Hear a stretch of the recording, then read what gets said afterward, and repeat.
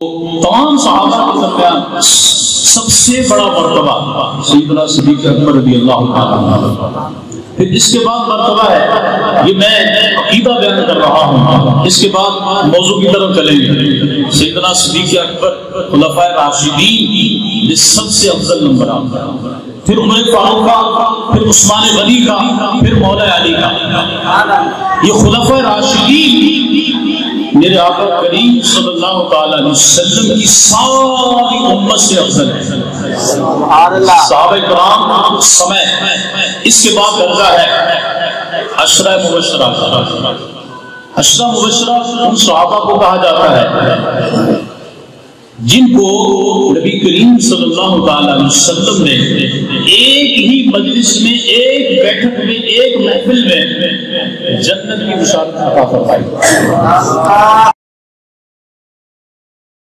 فی الجنہ، عمر فی الجنہ، عثمان فی الجنہ، علی فی الجنہ، ابو عبیدہ بن جراح فی الجنہ، سعد فی الجنہ، سعید بن زید فی الجنہ، یہ عبد الرحمن بن عوف فی الجنہ، اور حضرت طلحہ بن عبید اللہ فی الجنہ۔ یہ کہلاتے ہیں عشرہ مبشرہ۔ عشرہ کا معنی 10 اور مبشرہ کا معنی جن کو زندگی ہی میں جنت کی بشارت ہے۔ یہ کیا کہلاتے ہیں؟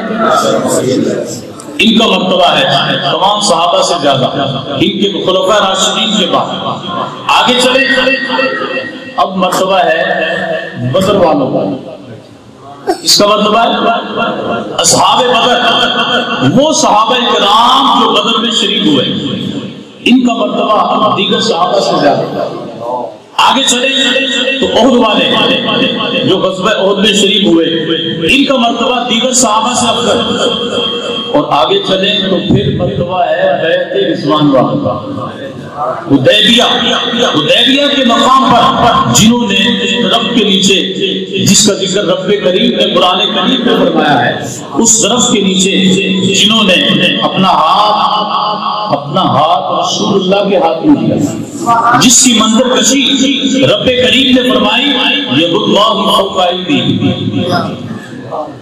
یہ ہاتھ جو ہے، ان کے ہاتھ، اللہ کا ہاتھ ان کے ہاتھوں پر ہے۔ یہ ہاتھ کس کا ہے؟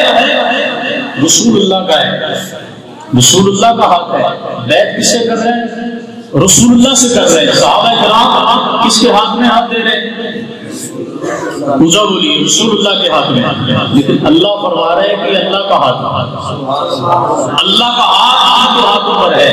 تو رسول اللہ صلی اللہ علیہ وسلم کے ہاتھ کو اللہ نے اپنا دست قدرت ارشاد فرمایا کہ حضور کی اطاعت اللہ کی اطاعت ہے، حضور کی بیعت کرنا اللہ کی بیعت کرنا ہے۔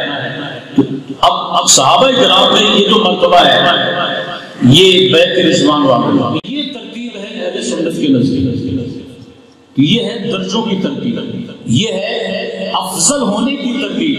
لیکن یاد رکھیں اہل سنت کا یہ عقیدہ ہے کہ ہر صحابی قطعی جنتی ہے، ہر صحابی سے اللہ نے جنت کا وعدہ کیا ہے۔